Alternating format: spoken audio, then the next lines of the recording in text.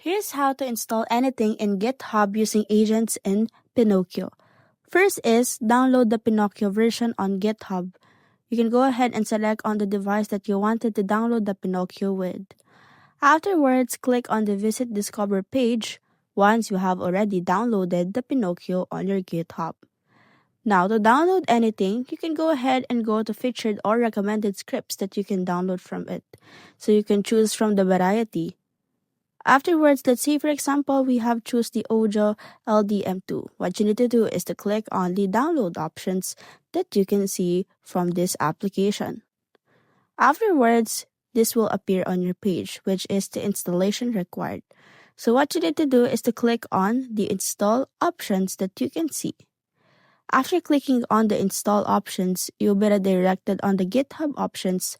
Go ahead and put on this command line no download and the app.